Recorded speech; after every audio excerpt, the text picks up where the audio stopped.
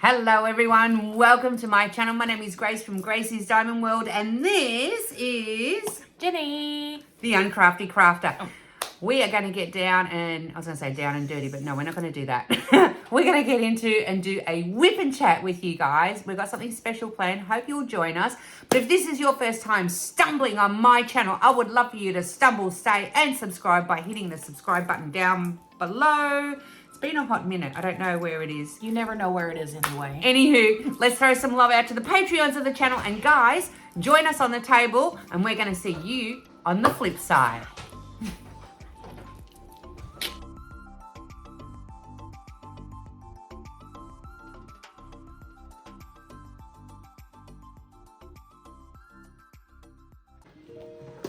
Hey everyone, welcome back. Welcome. Well, we've got a special diamond painting. Oh no, hang on. It's been a while. Jenny, you gotta help me out. What are we doing? We're doing a whip. Oh my gosh. Whip and chat. What does whip stand for, I hear you ask? I'm so glad that you did. It stands for work in progress. Don't mind my janky finger. Jenny's door attacked me. She attacked my door, but okay. No, the door attacked me. Anywho, what are we working on, Jenny? We are working on a canvas that was actually gifted to me from Only Being Chris on YouTube. Oh my gosh, remind me to link her channel. Yes. She gifted me and sent me this canvas from DAC. It is a Bonnie White and it's called Balloons Over the Bay. And it is, hold on. It is gorgeous. Hold on, I will find the picture. Gorgeous. And show it to you. Yes, please. Hang on. Ooh, and let's go all the way up. There we go. There it is. Gorgeous. And the thing is, we've sectioned this off. Jenny's working that side of it. I'm working this side of it. This is Jenny's painting. And I have got the same painting at home. Yes. I haven't even unboxed it on the channel yet. But anywho. That's okay. That's okay. You got my tray. I got your tray. Visit with you and my wives are they're always trying to steal my mint green tray. You, Abigail, had it for a year, 2 years. Now you're trying to sneak it over there and take it all the way back to Australia. Well, there's that. Yeah, no, I wouldn't do that. What I wanted to do today, though, is whilst I've been travelling around here, rubbernecking the US, I have found a couple of books, actually 3 or 4 different books, and I haven't started writing in this one, and it's called A Journey Within. Okay, and it says an introspective activity journal to help you to get to know yourself better. Now, what I said to Jenny was, what if we randomly pick a page and ask each other these really deep questions? See, like I haven't written in this yet, but I plan to. But I thought, what a great way for us to get deep, Jenny. Deep. So, rock, paper, scissors as to who's going to start. Do you want to, you get to choose, whoever wins gets to choose whether they ask the question or answer the question. Okay. Ready? Okay. 1, 2, 3. Oof. Let's go again. 1, 2, 3. Paper covers rock. Yes, it does. Yes. What would you like to do? Be asked or asked? No, I would like to ask you. All right, so the way we're going to do this is we're just going to randomly flick open a page and ask a question. Jolie May is going to help until she's too much, and then I can throw her out of this video. No. For those of you that don't know, Jolie May is young 4-year-old little one belonging to Jenny. All right, first question. Okay. So there's 2 questions. Does it matter? Can I pick which one off the 2 pages? Yeah, I suppose. Okay. Okay. All right. How do you feel about crying? Does it give you a release or is it a crutch? Describe a time you had your best cry. Wow. So there's a lot of questions in there. So you got like 3 parts to answer. Part 1 is how do you feel about crying? How I feel about crying, I think crying is good. Good for the soul. Okay. You need to cry. Okay. Does it give you a release or is it a crutch? It gives me a release. Okay. And describe a time that you had your best cry.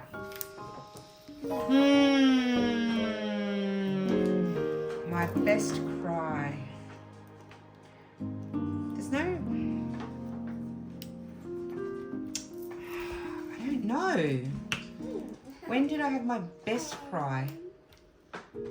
Well, obviously a sad time. I want to say, you know, obviously it's when someone passes away. So when, I guess, I want to say when my brother passed away.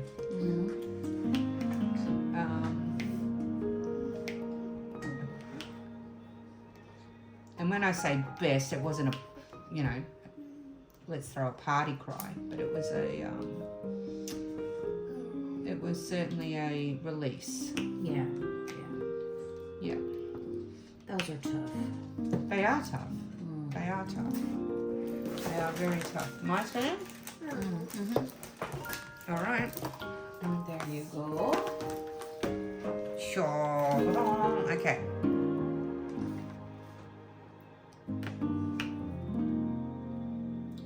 Okay. Make a list below of who you are right now, not what you're aspiring to become. Focus on all the parts of you and celebrate yourself in this moment. So make a list below who you are right now. Who I am right now. Oh, a lot of things, right, Joey? I'm a mom and a wife.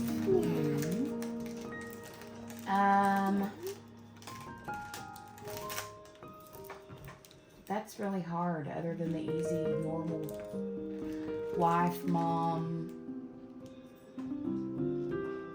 sister, friend, aunt.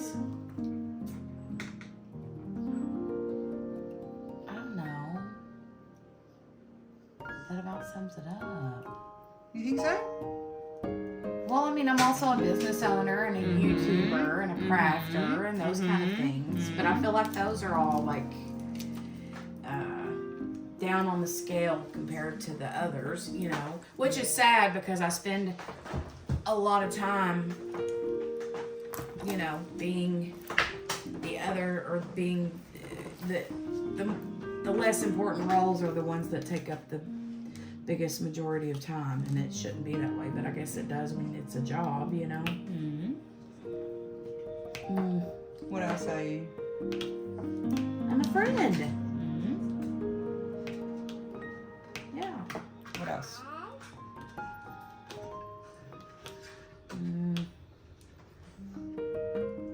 I don't know. You are keeper of the house. You are a medic for the family. You're a confidant to so many. Who else are you? Who you are right now. And not who I aspire to be yet. I think we probably nailed it. No. I can't think of anything else. Focus on all the parts of you and celebrate yourself.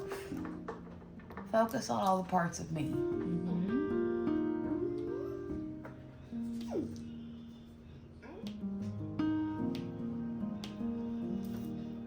I know, right? It's a very tough question. These are all tough. They're... And I know my answer was very, like, surface, but I don't know.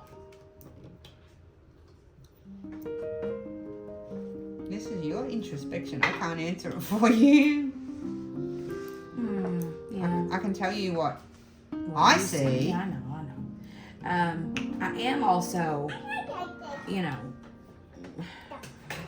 a daughter, you know, but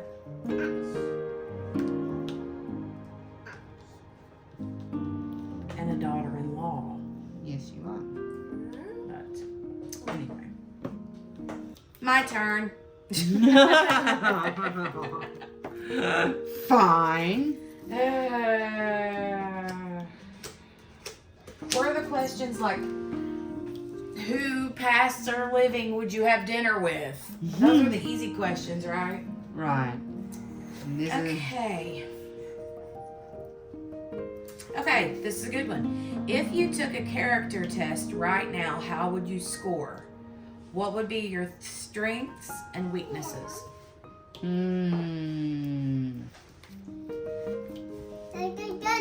Yeah. My strengths are that when required to be there, I am. When required.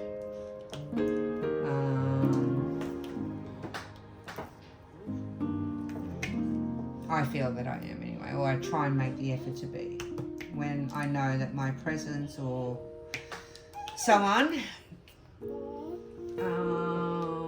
can make a difference or is needed, I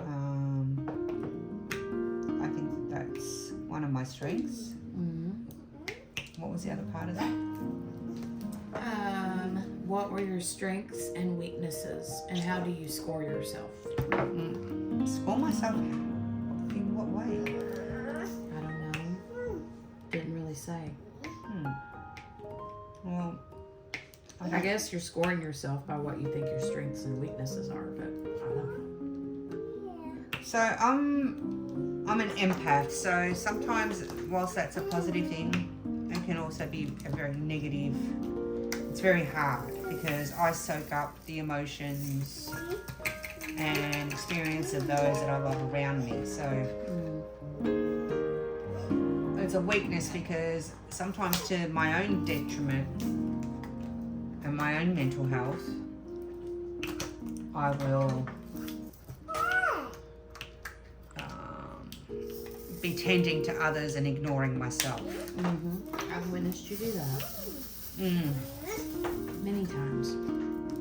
There you go. As far as scoring myself, I don't know how to do that. Well, I would score you up there pretty high, but that's just me. I'm biased.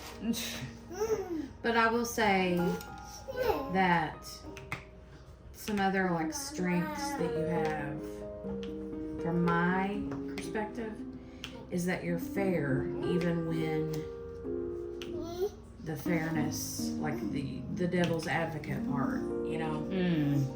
Like you're like, many times you'll tell, you know, me or Abigail, well, but if you look at it from the other person's perspective, they're probably feeling this way, and you know, you kind of put us in our place sometimes when we should be, not put us in our place, but you make us see the other side. Yeah.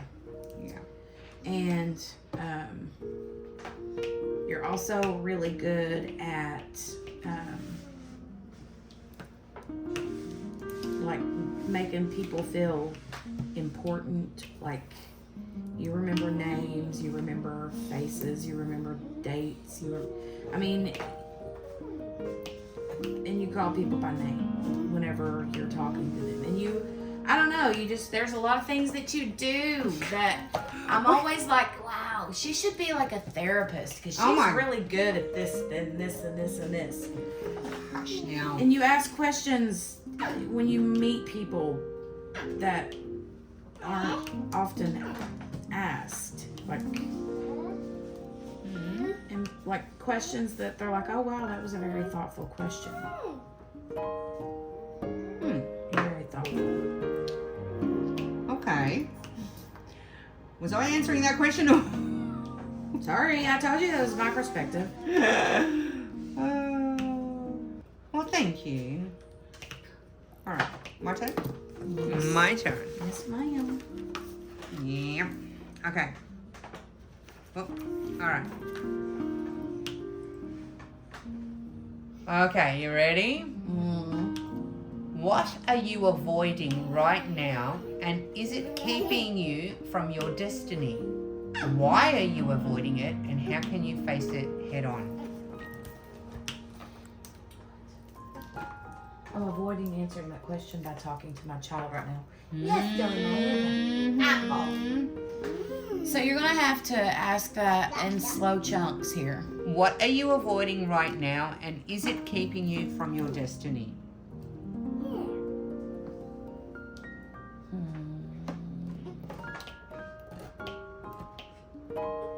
What am I avoiding right now?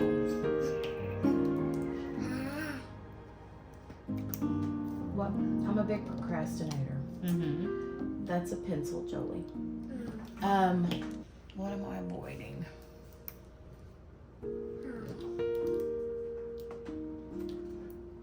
I'm really bad about like voicing or being overly gushy, emotional with people that, like, I don't know how to explain it. Like, I'll tell Dale, I love you, babe. But I'm never like, oh my God, I love you so much more than anything ever in the whole wide world. You know what I mean? I'm not gushy that way. Mm-hmm. Not that, I do avoid that. And is that keeping you from your destiny? Boom, chaka, wow, wow. It could. I mean, I don't mean Dale only. I do. I'm like that with a lot of people. You know. But I don't know that it's keeping me from my destiny. I don't even know what my destiny is, to be honest. But I mean, I don't think so. No? So the second part of that is, why are you avoiding it, and how can you face it head on? I think I avoid it just because it's like too personal. So you don't like getting... super like open with feelings. Wow, and we're doing this whip and chat. Yeah, I know, right? So this must be really pushing your boundaries. A little bit. All right. How can you face it head on?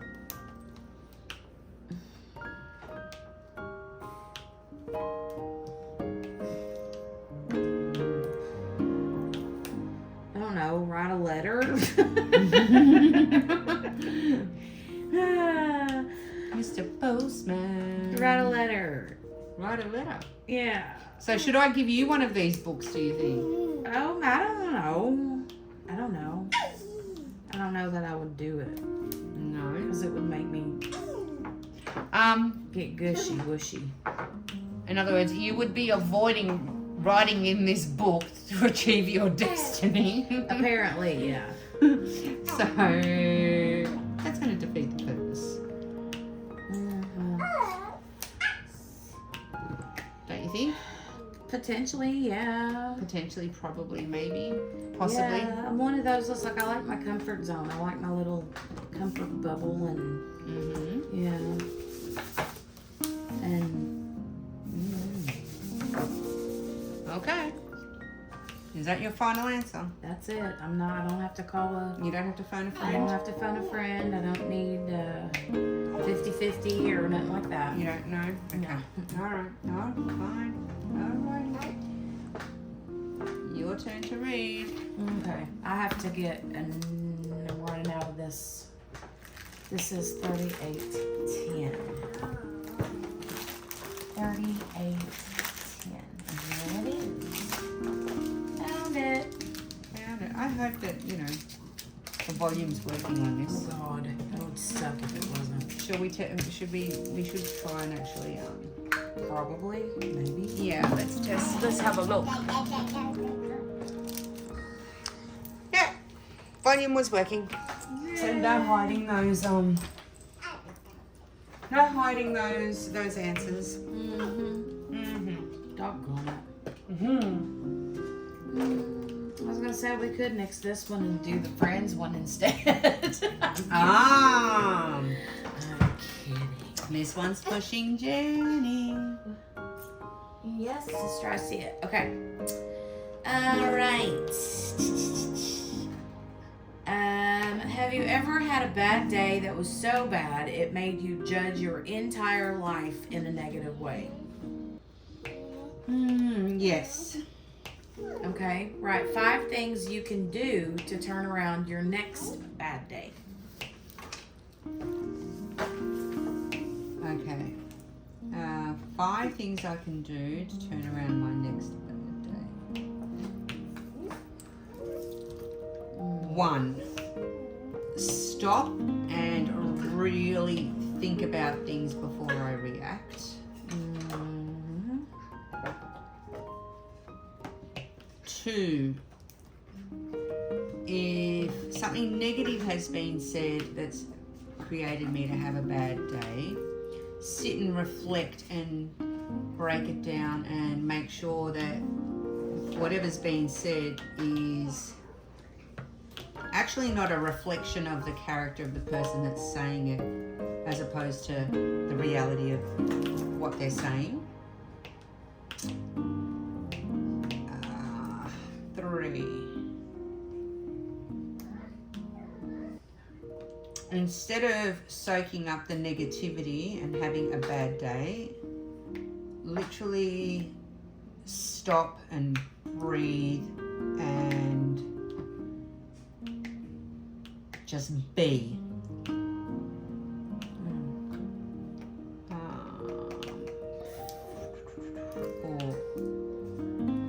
These are not answers that you can come up with quickly, eh?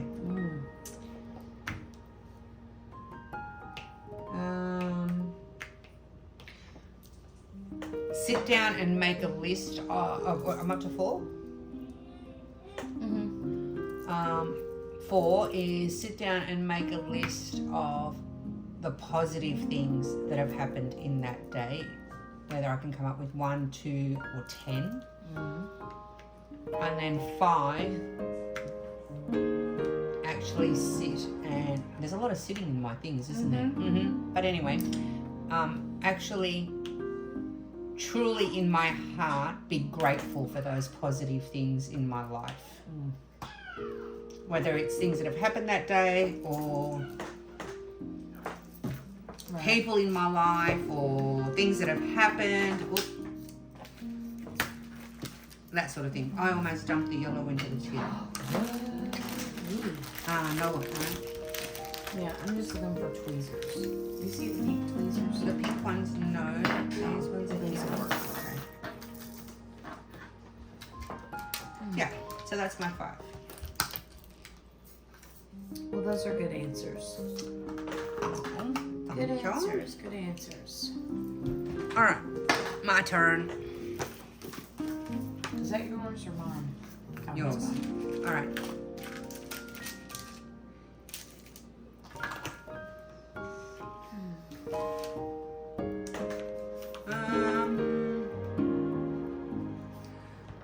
All right, you ready? Are you a perfectionist? If so, in what ways? How does this affect your life, and how do you feel about the idea of perfection? That's a good one. That's a good one, yeah. That's a really good one. I like that one. So, yes, I do consider myself a perfectionist. However, it affects my life in the way that I'm one of those people that, speaking of like organization, right? If there's something I want to do, say I want to reorganize my kitchen cabinets, I put off doing it because I know I'm not going to do it perfectly. And so if I know I'm not going to do it perfect, then I don't even bother at all. Wow. And that's a huge problem with a lot of people who are procrastinators are perfectionists. And that's why. They know they're never going to hit perfect, so they don't even try. I knew that one straight out of the gate. Wow. Okay, so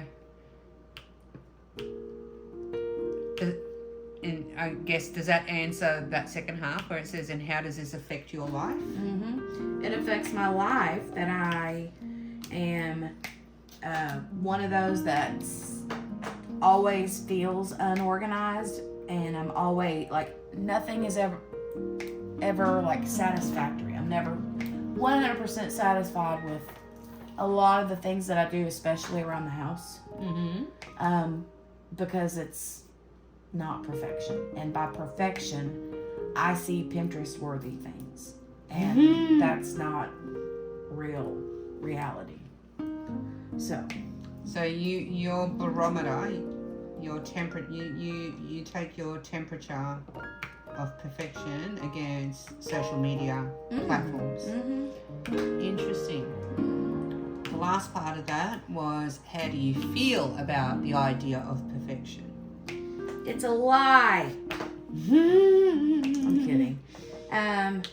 I think that everybody's idea of perfection or whatever is going to be different from one person to the next.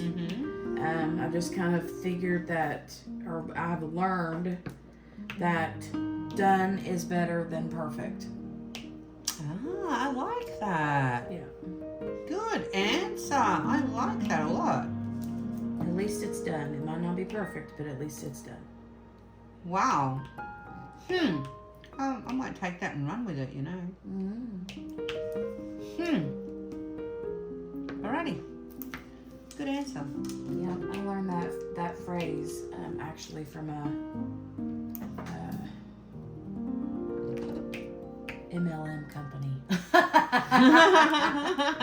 But I keep it and I run with it and I love it. So No, I would too.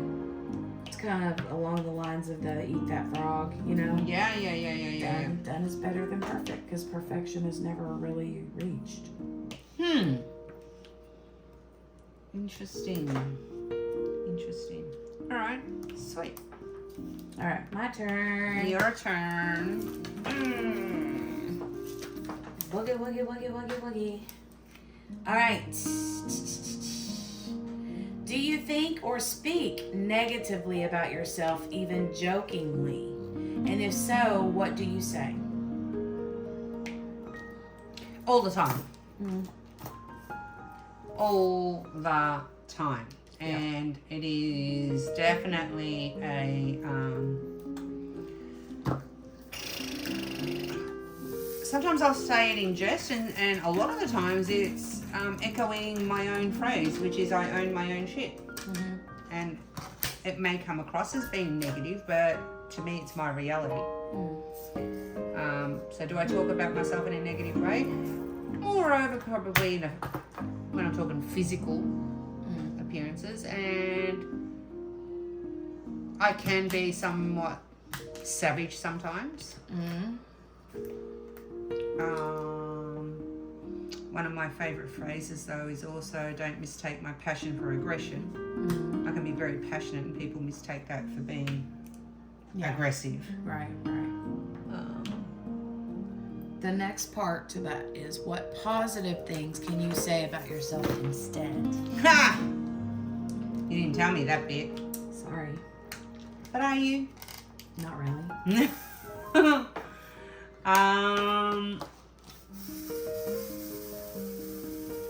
Positive things I can say is that,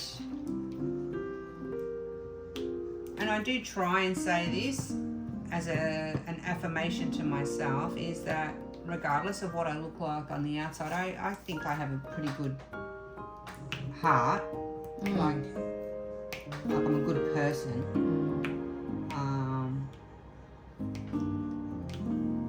I'm a functioning member of society. I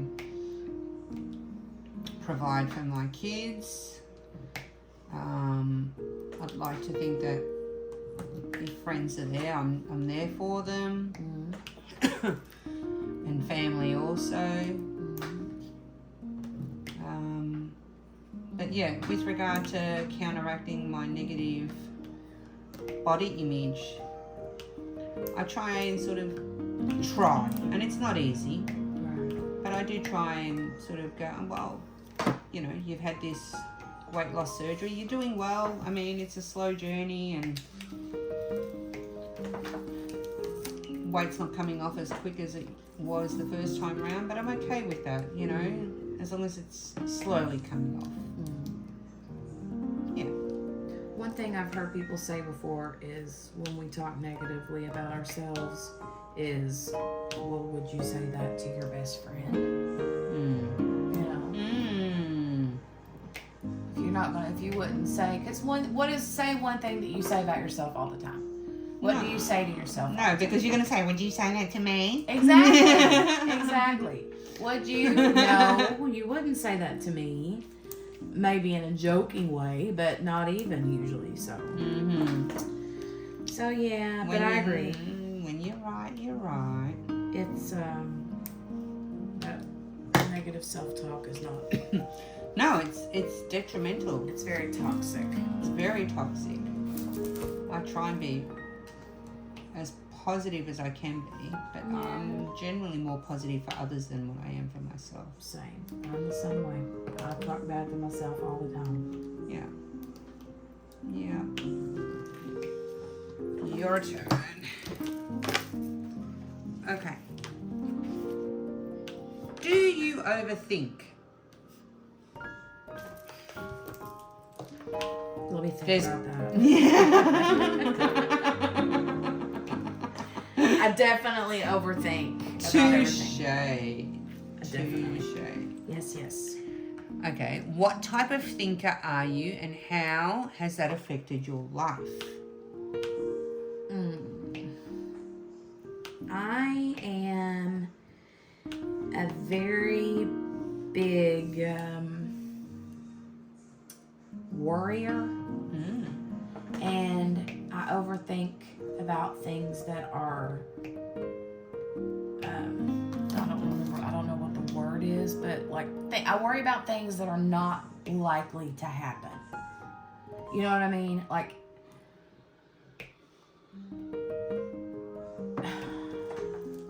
I don't know. I just always think the worst things are going to happen to people I love or whatever, and it does it gets me in a state of like fear. Yeah. I think we all like always worry about what if something bad happens to our loved ones or that kind of thing, you know, and so that's like something that terrifies me. I'm always afraid like, oh my God, what if something bad happens and yeah. I feel you on that, don't worry. Yeah. So you've answered what type of thinker are you and how has that affected your life? It's affected my life in the way that I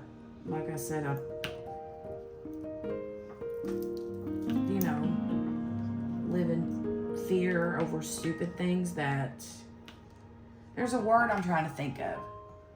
Things that will never come to fruition. Things that will more than likely will never happen, you know? But I do worry about those things. And yeah, Okay. And the last part of that is below, use 3 adjectives that describe your mind. 3 words that describe my mind. Overworked, tired, and anxious. I can't wait for you to give me your machine.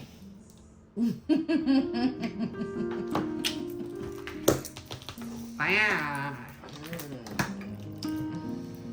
Because I think a lot of that will help. I hope so.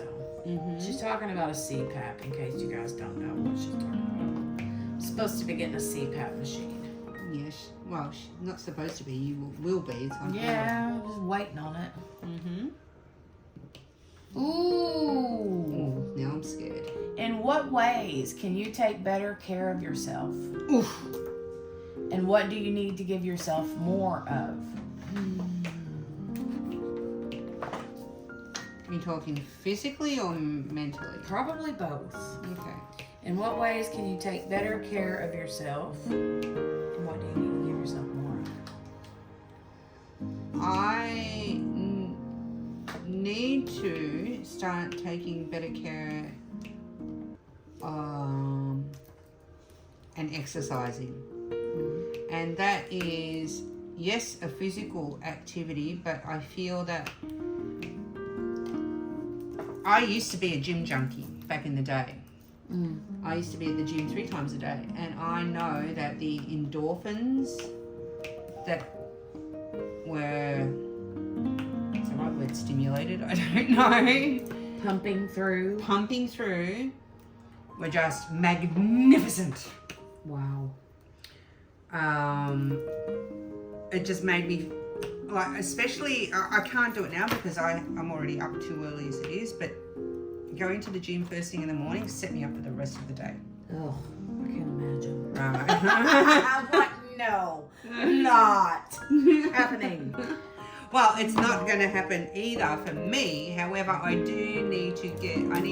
want to take better care of myself, because doing something physical, I feel, will help with the mental.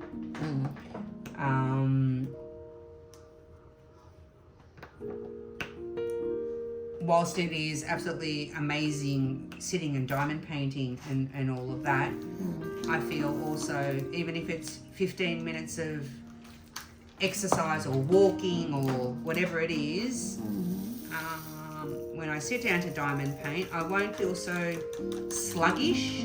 Yeah. I won't feel so bleh. And for me, it'll be more of a guilt-free activity. Yeah. Rather than sitting there going, I could be sitting there walking. I could be sitting there, not so much, doesn't even have to be going to the gym, but just being active. And then I can sit here and go, well, I've gone to work for the week, I've done some exercise for the week, now it's just time for awesome. Yeah. That's for me. That does, because then you like you said, you wouldn't feel so guilty. Because like diamond painting is a guilty pleasure, right? It is 100% a guilty pleasure. But then when you feel like because I don't exercise at all, obviously, right? There's nothing obvious about it. 16,000 steps in one day versus my normal, 5,000. 5,000 is a good day for me. Right? But just pittering around the house, I might hit 2,000 or 3,000. Right. But, alright. So. But you're not wrong, it is. It's a guilty pleasure. And there's nothing wrong with that. And not everyone will agree with that statement, but I do agree with that statement 100%. It is very much pleasurable. Well, for me, it's a guilty pleasure too. And guilty, yeah. I spend a lot of time doing it. But what do you need to give yourself more of? Huh? What do you need to give yourself more of? What was I've lost track of the question now. Well, the question was, in what ways can you take better care of yourself? And what can I give myself and more what of? can you give yourself? What do you need to give yourself more of? This is going to sound so stupid. But I need to give myself, in the words of Abigail, more grace. There you go. Wow. I need to give myself permission to just understand that I can't fix everyone or fix everything or do everything or be everyone to everyone, everything to everyone, and allow myself to, just chill. Just chill. Just chill. Yes, ma'am. Well, there you go. I mean, yeah. Oh, here's a quote. There's quotes at the bottom of these. Maybe we ought to read those too. Yeah, let's. So this quote at the bottom of that page, I have a piece of washi tape stuck to me and it won't get off there. It says, "Your body is your most priceless possession. Take care of it." Jack LaLanne. Interesting. Very cool. Very cool. Very cool. Jack LaLanne, isn't he that guy that used to do all those TV late night TV exercise video? You're asking the things? wrong person now. Yeah, I think so. All right. Well, speaking of quotes, I'm going to read you a quote first. The quote that's at the bottom of the page. Okay. Right. It says, "Men are taught to apologize for their weaknesses, women for their strengths." The question is, how do you feel about the quote below? Does it ring true about society today, and why do you think so? So men are taught to apologize for their weaknesses, and women are taught to apologize for their strengths. How do you feel about that? I don't think everything is a black and white. That's kind of like a gray issue for me. Because I'm very much old-fashioned. Not that, I mean, I'm all for women empowerment and all of that. And I'm all for men having weak moments. They're men. I mean, they're human, right?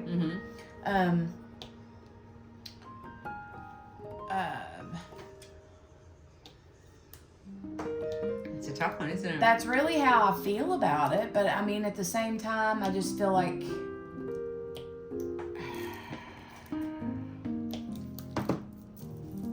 I don't know how to say it without getting myself in trouble. Personally, I think your answer is your answer, and it's not a matter of getting yourself into trouble. Yeah, I feel like when it says men are, can you turn that around so I can see what it says there? Men are taught to apologize for their weaknesses and women for their strength.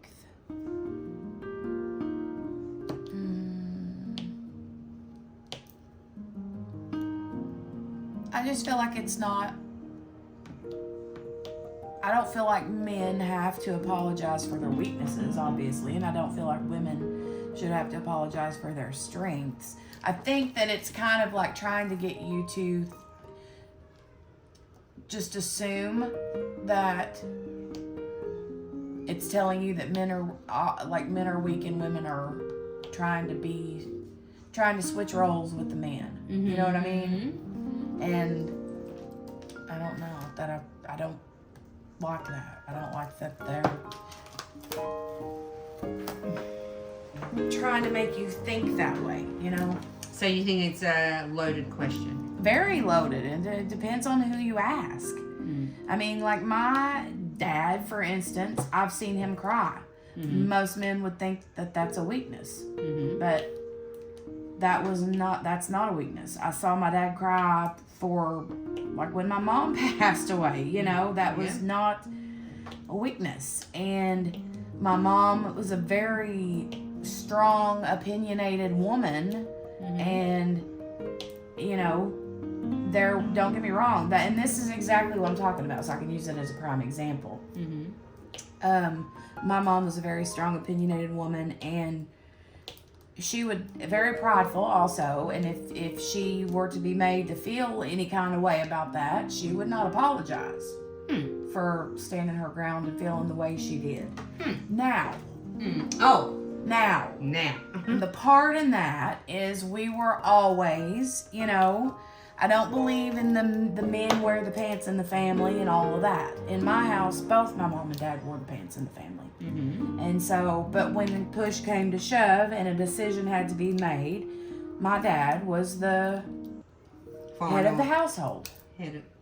And, you know, that was that. Okay. I mean, it's kind of the same way, you know, that me and Dale are kind of the same way.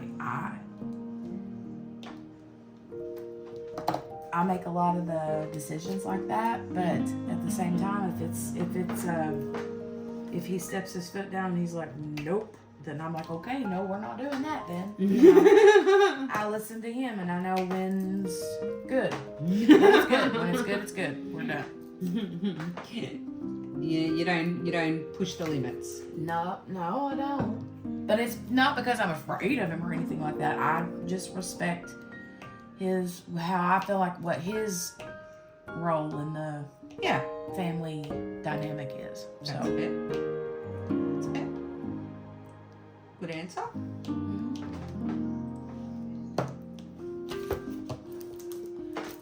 I think that was all of it. I'm pretty sure that was all of it. I think so. All right, ready? No. You ready, Freddy? No. Oh, I'm gonna pick a good one. Gosh. Okay.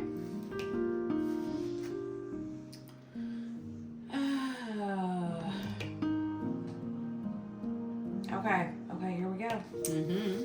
The same kind of thing. What is your interpretation of the quote on this page? If you were going to follow it, what's the first step you take? The quote is, if you want to become full, let yourself be empty. If you want to be reborn, let yourself die. Ooh. Wow, that's loaded. Right? Super loaded. I'll let you look at that. Oh, yeah. What's your interpretation of the quote on this page? So the quote is, if you want to become full, let yourself be empty. If you want to be reborn, let yourself die. Okay, the first part of that is, what's my interpretation? So I think if you want to become full, let yourself be empty. I think that for me, what that means is, if I am seeking contentment and peace in its entirety within myself, then I have to let go of everything that has ever held me down. All the sadness, all the negativity has to be emptied, dealt, like not compartmentalized, not brushed to the side, not ignored. It has to be dealt with, processed, and let go. So in doing all of that and releasing all of that, I feel then that there would be room within my heart and my soul and my mind and everything else for the good things to fill that up. The other half of that is, if you want to be reborn, let yourself die. If I want pure, real joy,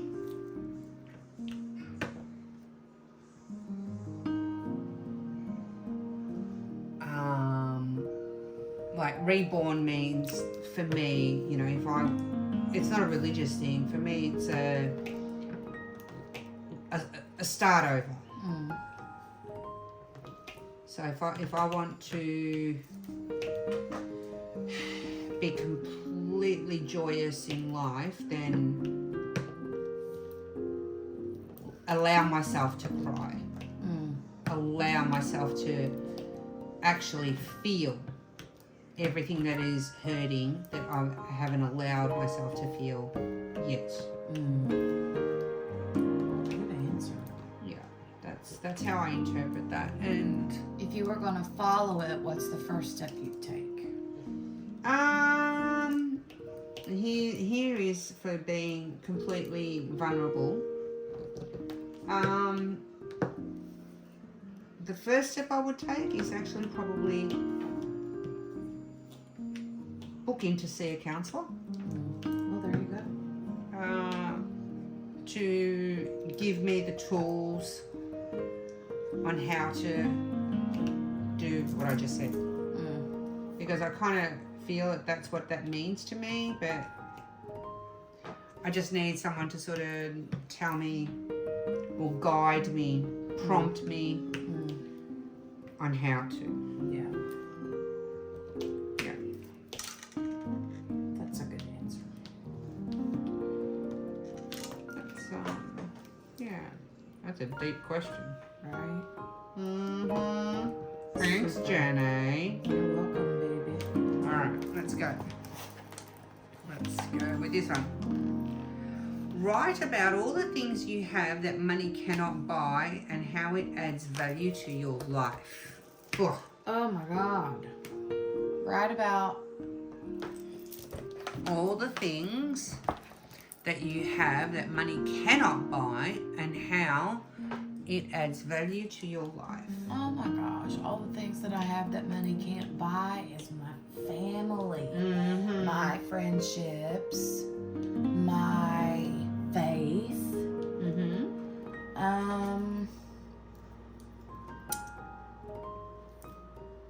my upbringing, all those kinds of things like that. Let's see. And how did they add value to your life? Well, I mean, every bit of it makes me who I am as a person. So, I mean, my family makes me a better person. I became a better person when I learned how to share life with my husband, when I became a mama.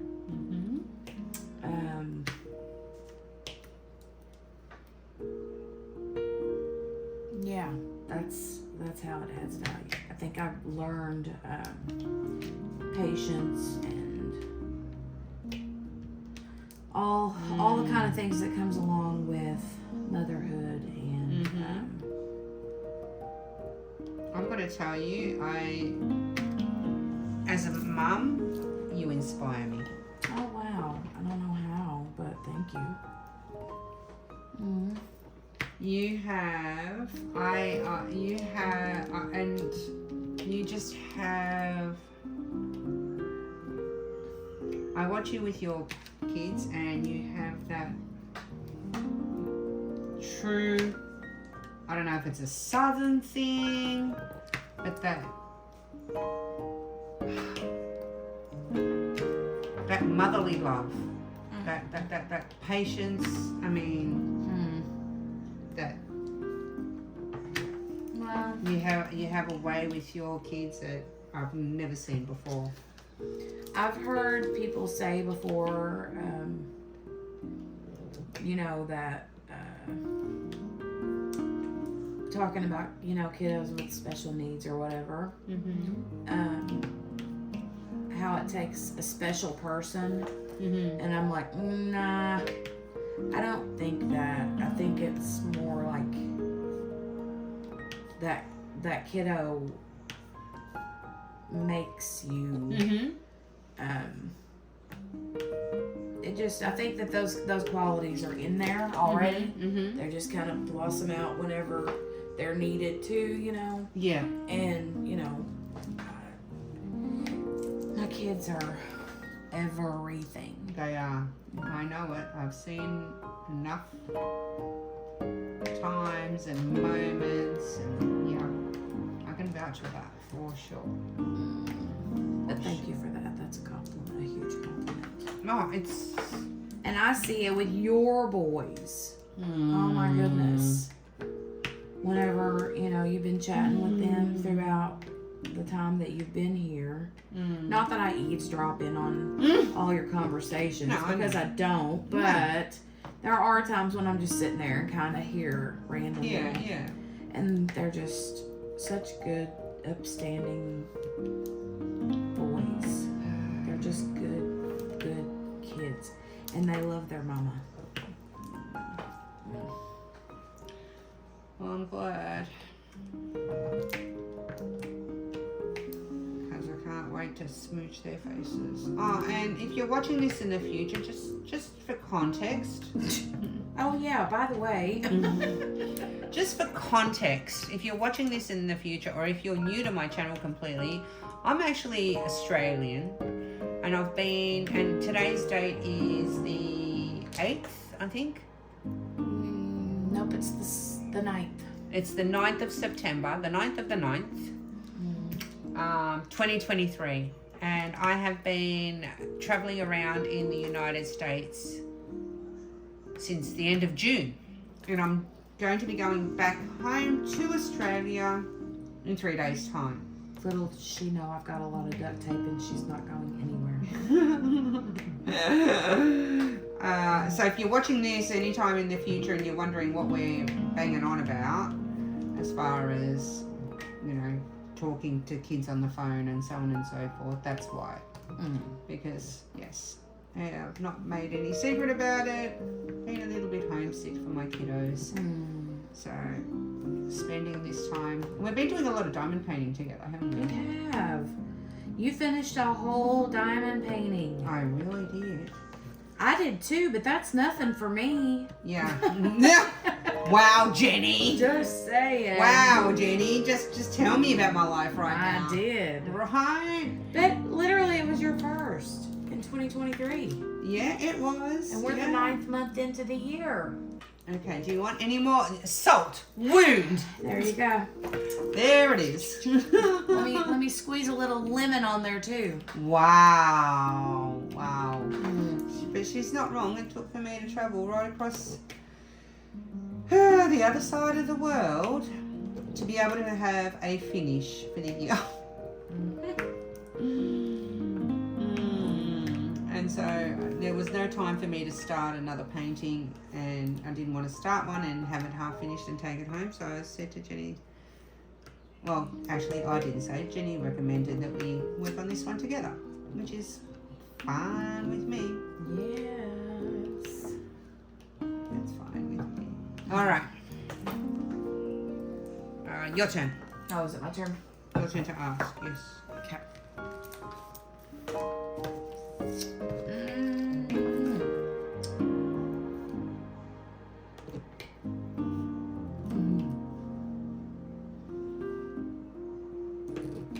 Okay, this is a good one. This is a good one. Do you enjoy learning from others? Who have you learned from the most? I absolutely am always open to learning from others.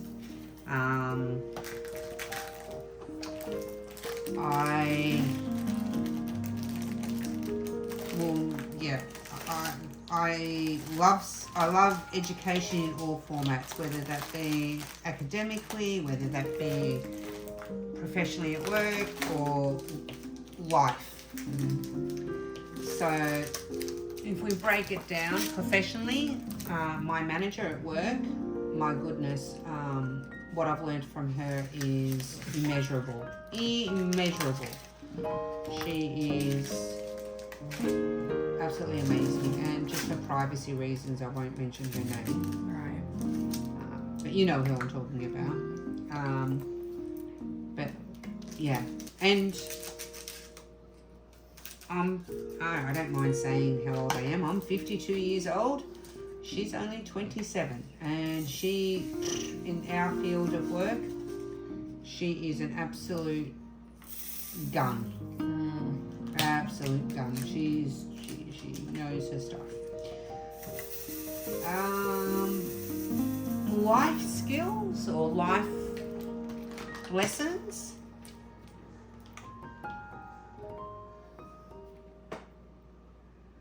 It's a tricky one. I think my kids have taught me probably the most. Wow, I didn't see that one coming. But I see why you say that. Yeah, my kids have taught me humility. My kids have taught me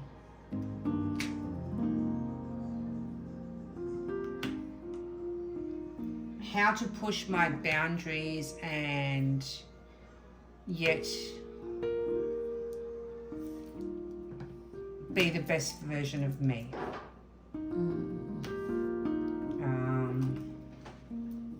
Especially look, both of them for their own reasons and their own existence, so to speak. But I think there is no better teacher than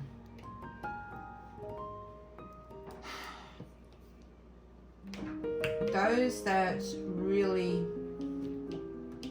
because there's no handbook when it comes to bringing up kids. Exactly. You and I can read the same handbook. It will have the same text inside. But does it apply to your children as it would to mine? Right. So that's why I say my kids have taught me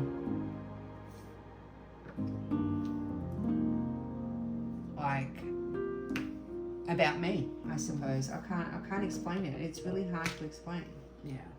Really, they're yeah. It's hard. I I wish I could put it into words. Yeah.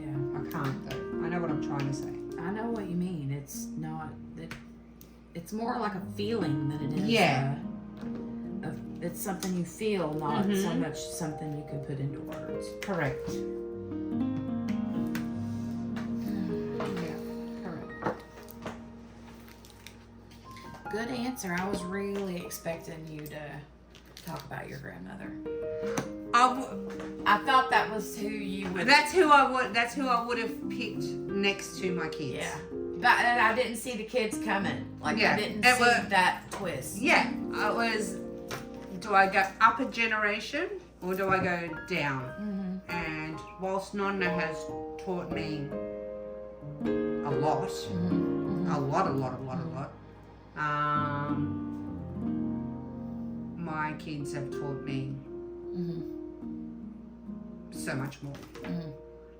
In saying that, not that this was my question at all, but That's I'll all right. say when you say the younger down a generation, it makes me think, because my kids are both, you know, young, and so I haven't learned this from them yet, but my nieces and nephews that I've had like a large part in raising have taught me I don't have to be so serious all the time.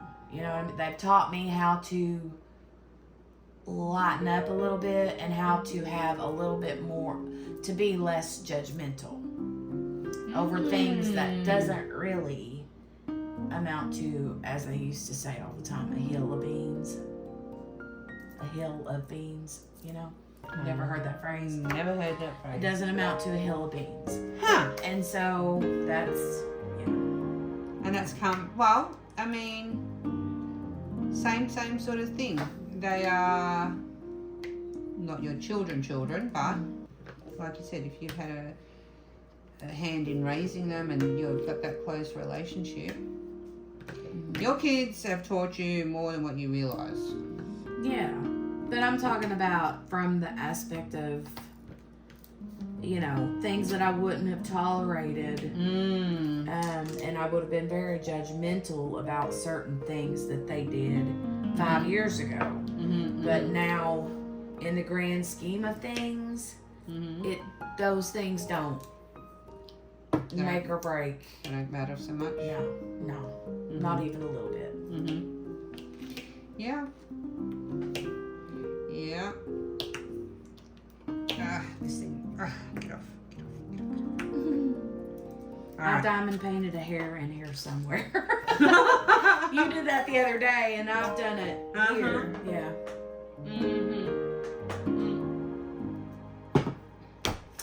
Yeah, well. Your turn.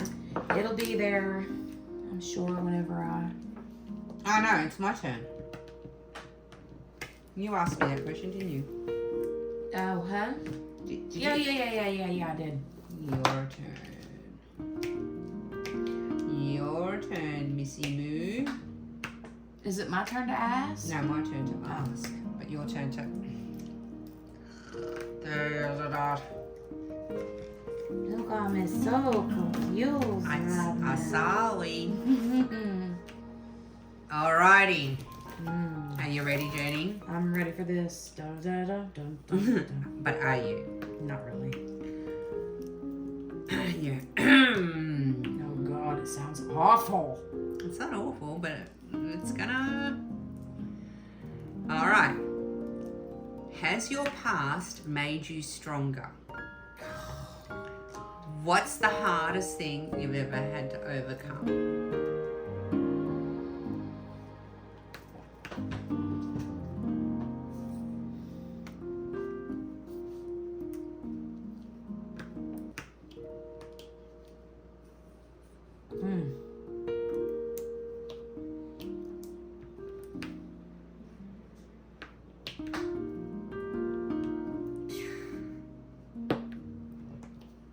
Death of parents.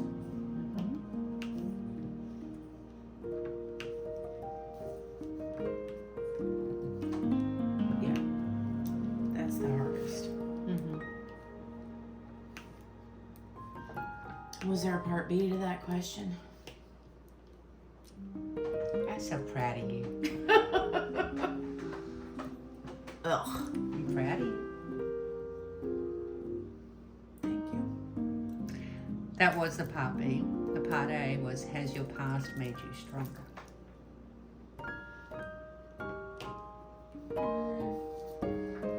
Depends on what you want to call strong. But I guess you could say so in a way. I don't know if it's strength or numbness or denial. You know, there's all kinds of words for feelings like that. But yeah. So I guess it depends on whatever day of the week it is. You asked me that question. Yeah. I might have a different answer for the day. So today, yeah, I would say stronger, but some days it sure don't feel like it. I get that. And you know what? That's okay. I think it takes a strong person to actually recognize that too.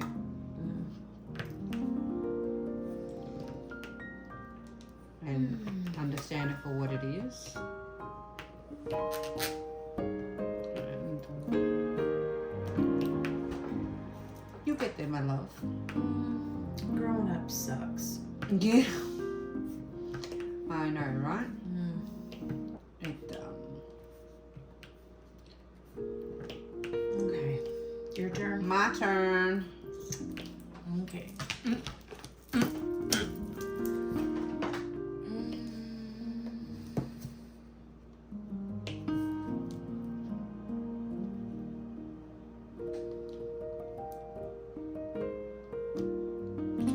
All right. What small details of life make you happy?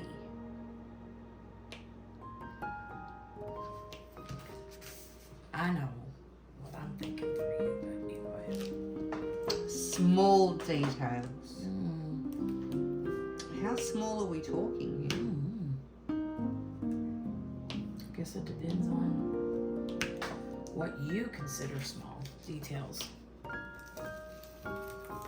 I mean, I can ask the rest of the question. I mean, it says, what small details of life make you happy? Do you approach each day with the mindset of enjoying life and finding joy in the little things? Okay, so if I have to not think too deeply, and the first thing that comes into my mind, and we're talking small things here. For some people, this could be considered big, but to me, it's the little things sometimes, and that is the warm sun on my face. That makes me joyous. Especially here right now. Like today outside of Walmart. Right?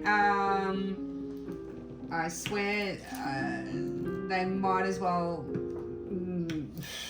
I reckon I was colder than the freezers they had.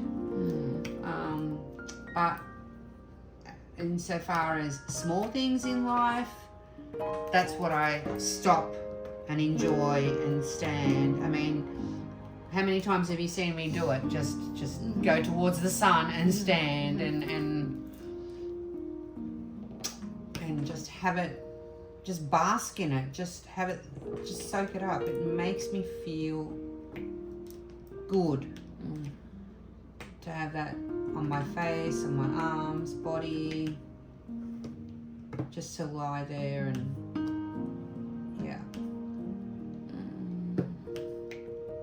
it's very, very satisfying. Was that all the question, or? Well, it says, do you approach each day with the mindset of enjoying life and finding joy in the little things? Yes, I do. Yeah. Absolutely, I do. Every day. I mean, I do notice that about you, that you do that. And it's like here, you know, since you've been staying here with me, the lightning bugs and the sunsets and the cornfields and the butterflies. And just the all the little squirrels. bitty things. Yeah, you're so joyous about. And I'm just like, oh, that's just my normal every day. I guess I take it for granted, you know? Yeah. But, yeah. It says, happiness hides in life's small details. If you're not looking, it becomes invisible. Yikes. I Right. don't want it to become invisible. No, we do not.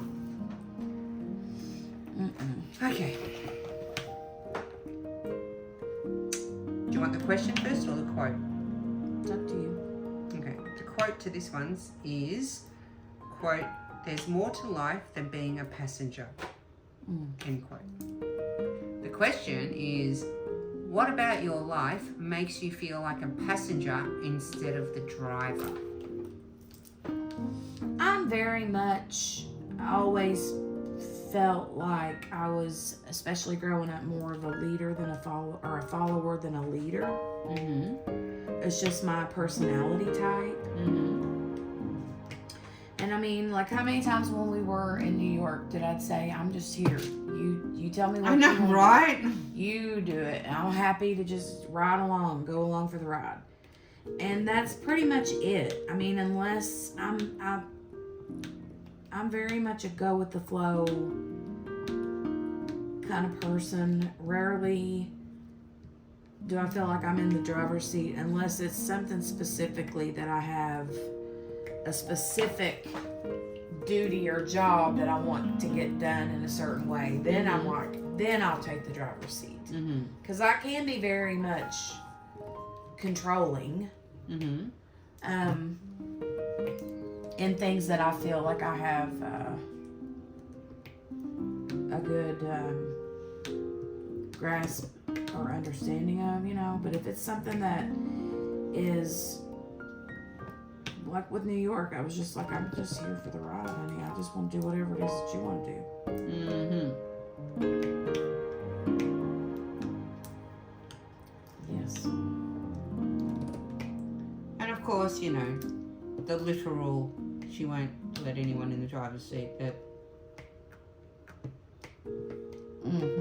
I did let you in the driver's seat. oh, police, sister. I did. That does not count. Are you serious right now? I let you in the driver's seat 2 times. Oh my goodness. You are not about to count that. I did. No. No.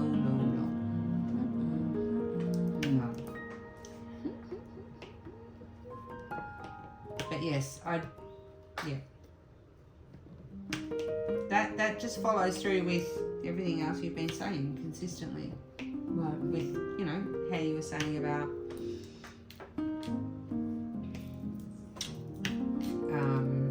you know, the strengths and the weaknesses of men and women, and not that what you said makes you weak, but it just, it ties everything together.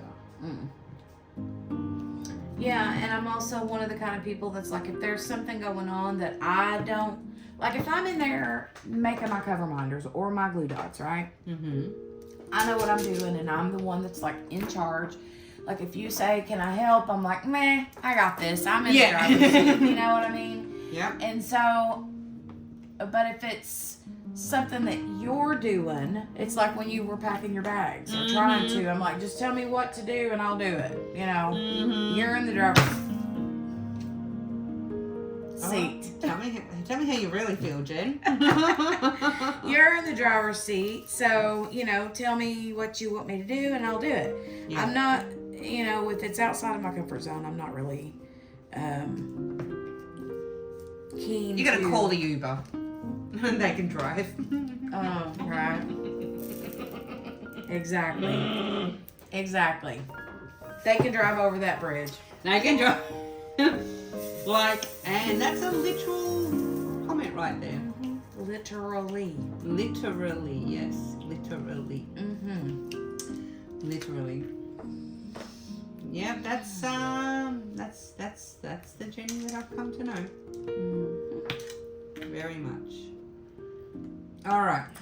My turn. Your turn. There you go. Bow, chicka, bow, bow. I'm gonna Wow. ask. We're not reading 50 Shades of Grey here. Calm down. Calm your farm. I'm gonna Calm your ask farm. The very last question on the book, in the book. Ooh. Ooh. Ooh, ooh, ooh, ooh. Gosh, I don't like it already. Here we go. Oh, Do you want me to goodness. read the question or the quote? The quote. The quote says, there are only two ways to live your life.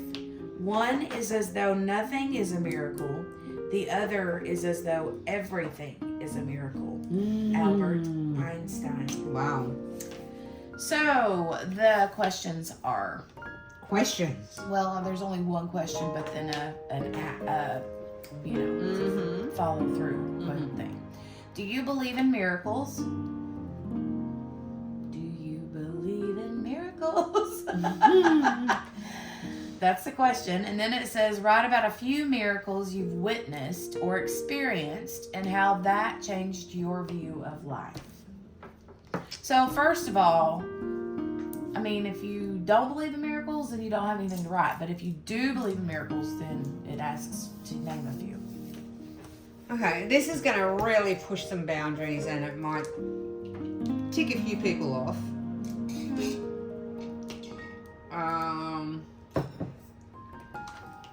And I'm not going to make any apologies for what I'm about to say, but I'm not a religious person.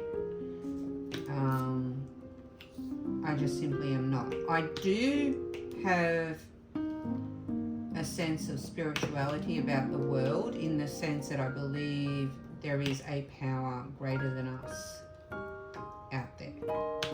Now, who, what, in what form, what they're called, I have no name, I have no context. I just know that I always say, and if you've been around on my channel for any length of time, you've heard me, I'll always say, you know, the universe, as opposed to calling it out as God, so to speak, or Buddha, or whatever. So for me, miracle, is that a religious miracle that it's referring to? I mean, you can totally look at it as, I mean, it depends. I mean, I don't always think that miracles have to be religious, you know. I mean,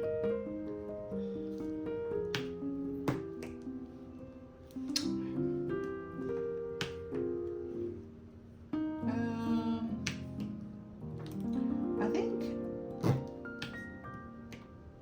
the biggest time that I've ever borne witness or been close to, if you want to call it a miracle, is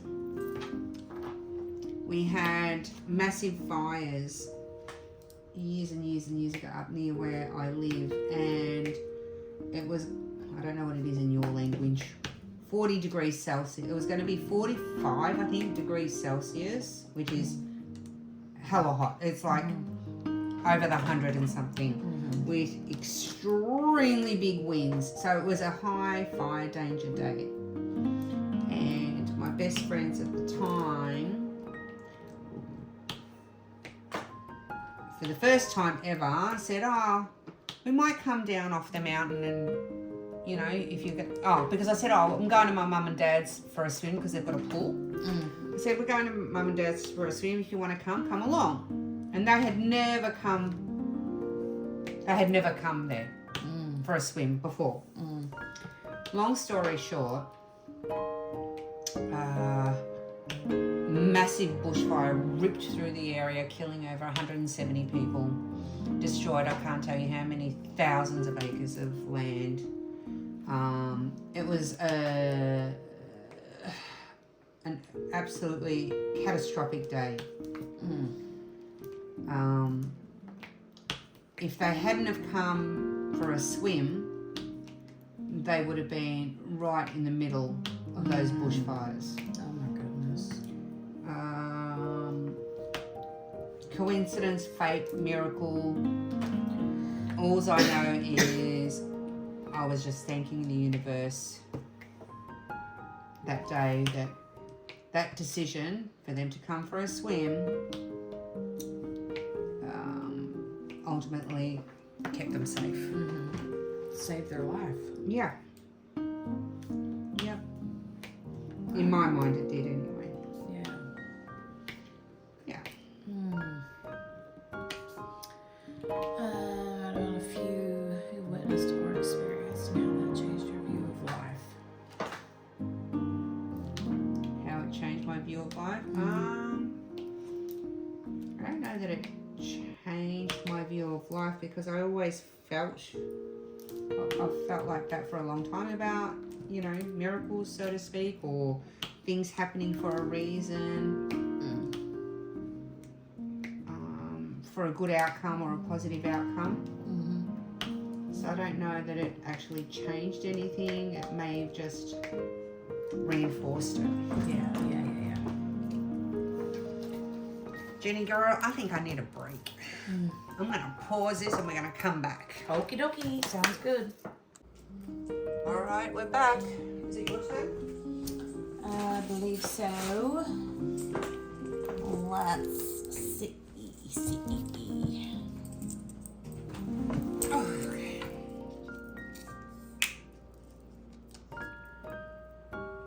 I feel like I asked you that one. I did. How crazy is that I went to the same page?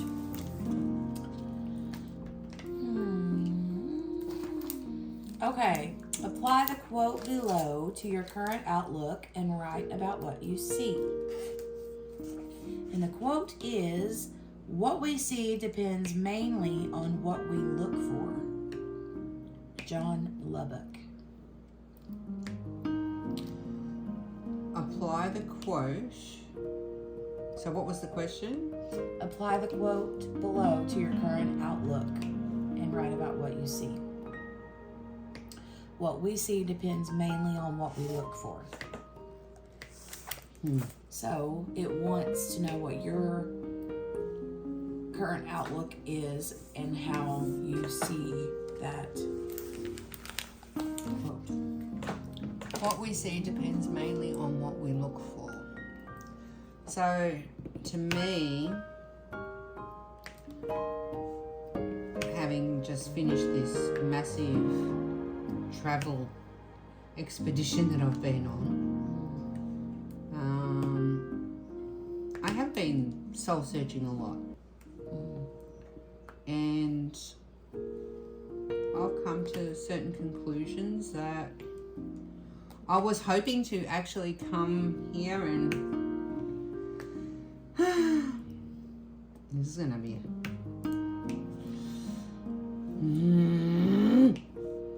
forget about certain people.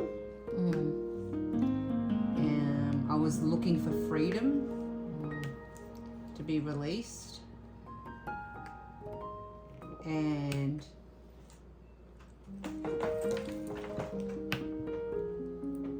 it's your phone ringing.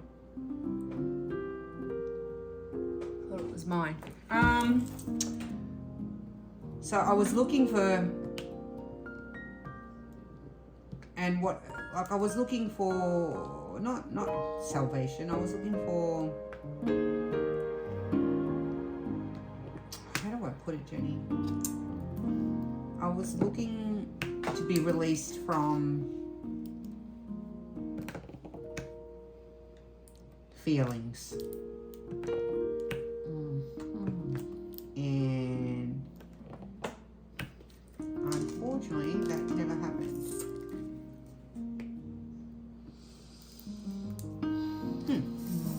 Let's leave it at that, shall we? We shall.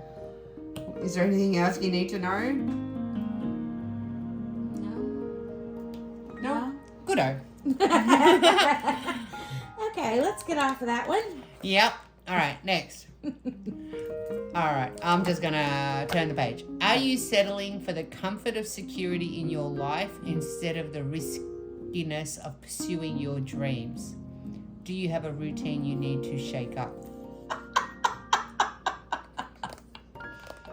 According to Grace, yes, I do. So, are you settling for the comfort of your security in your life instead of the riskiness of pressure of pursuing your dreams? So, I'm very settled.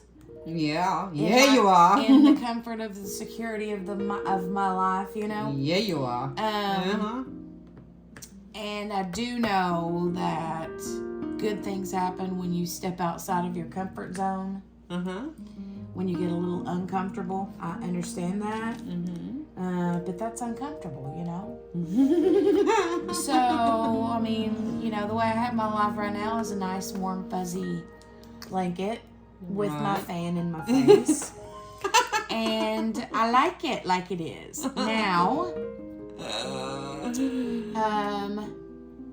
pursuing my dreams currently are... Come to Australia. Besides that included. I don't have very many travel dreams. I really don't. We've talked about that. I don't have dreams of traveling here, there, and everywhere. I would love to come to see you in Australia, take Dale to New Zealand. And as far as the routine being shaken up, yes, it does.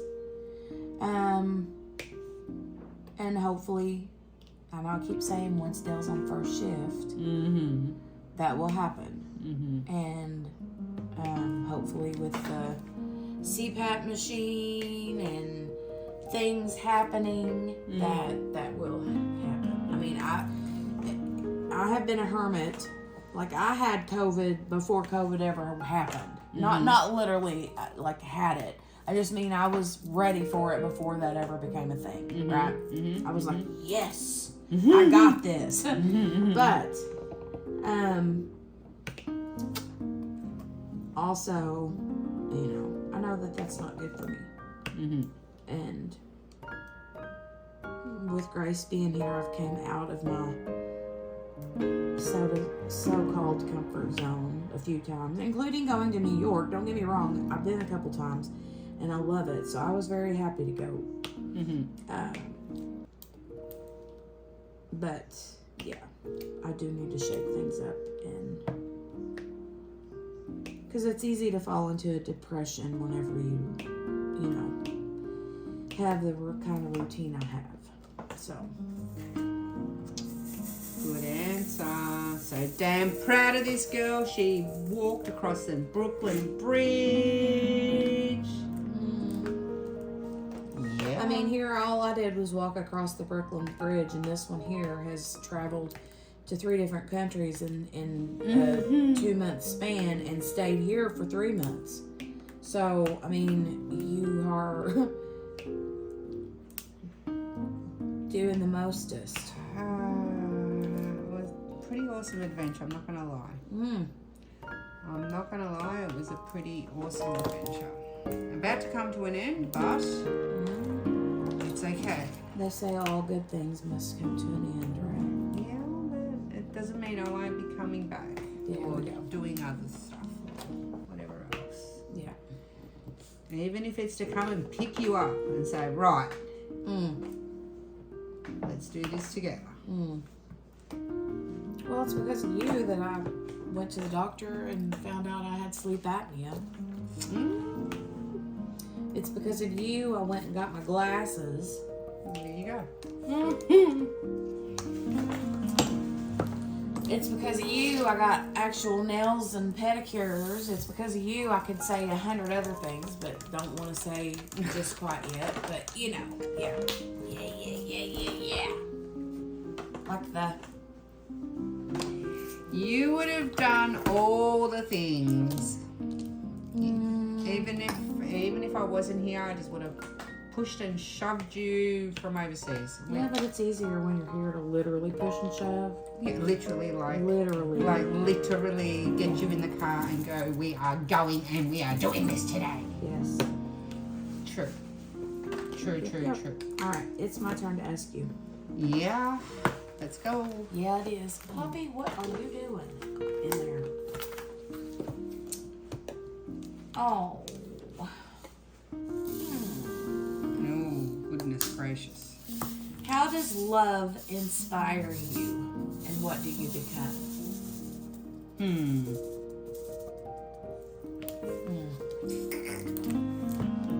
How does love inspire me? What do I become? Poppy, can you please stop? Love inspires me in a way that doesn't matter how good I think things are, but when I see love in action, it makes me see that it can be even better. That there is true unconditional love, like feelings, like warmth, joy, protection. It inspires me to always want to be better. And I don't mean that in a competition sort of way. It pushes me. It pushes me to always do better and be better and be more understanding, be empathetic towards others. What was the second half of that? What do you become? What do I become? Compassionate.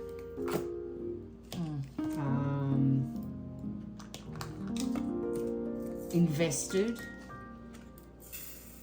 Sometimes to the point of, like I said earlier, To your own detriment. to my own detriment. Yeah. Not obsessive, but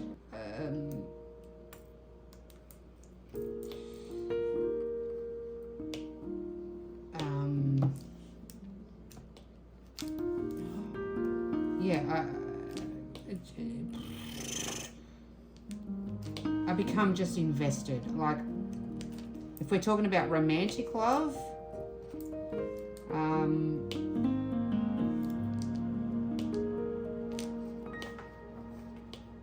I'm that person that will do anything and everything. I'm there 24/7. If we're talking about parental love, well, I become the most protective mama bear. If we're talking about friends, I become that friend that doesn't sleep knowing that I have a friend who's in trouble of any description, whether it be from health, from attack, from any, a broken heart, whatever that case may be. It is a very powerful emotion. It controls me quite a lot, actually. Now that you ask the question and I think about it, I'd never thought about it earlier. But it does drive a lot of my thought processes. Oops.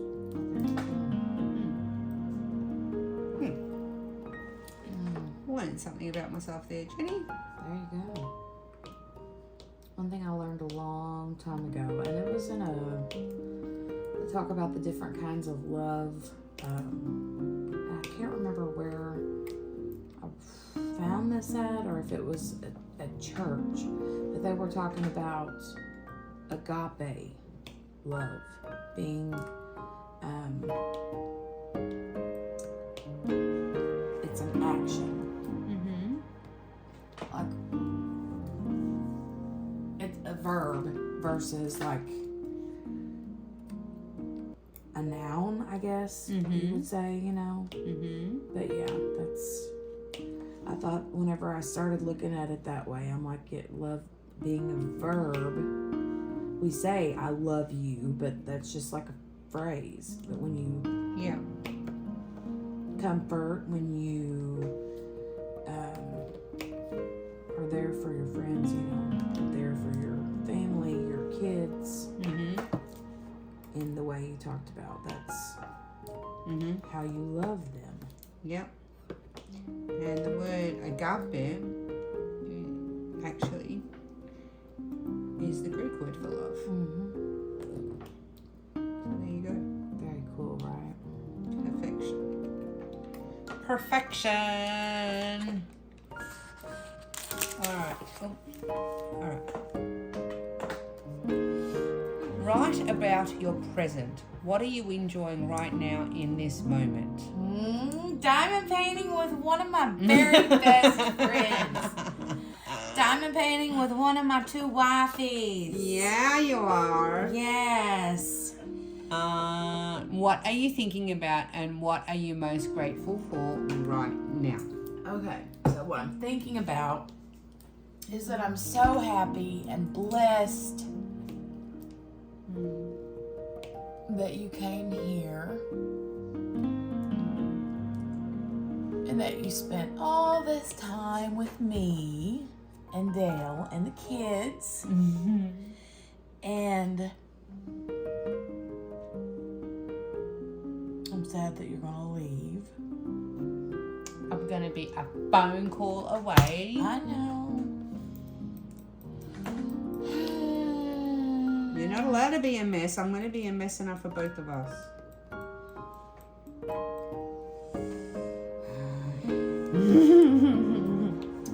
And most grateful for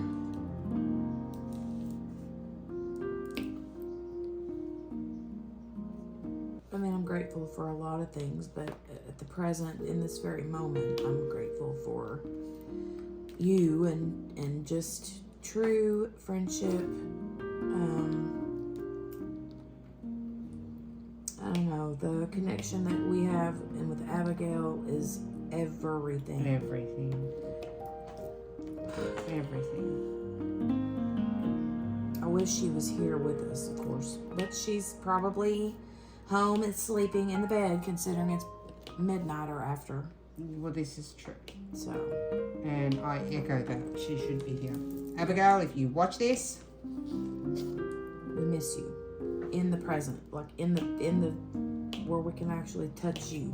yes, touch. Yes. Okay, on to the next. All right, make this one the last one. Okay. Maybe. We'll see. What has time taught you? What has what? Time taught you. Wow, what a I'm gonna choke. What a question to end on. I can't even put that in. Time has taught me that time does not heal all wounds. Oh wow, because that's the next thing. Oh. It says, what has time taught you? Do you think it heals all wounds? Oh. Do you gain perspective or does time just pass? Wow. Oh my goodness. Wow. I don't think it heals wounds. I think the wounds are always there. I think what time does is allow you to dress those wounds and I guess deal with that pain to a degree, but that pain is always there because underneath that wound there's always a scar. And me and my medical background, if you want to talk it literally, scar tissue never goes away. Right. It's always there. So time has taught me that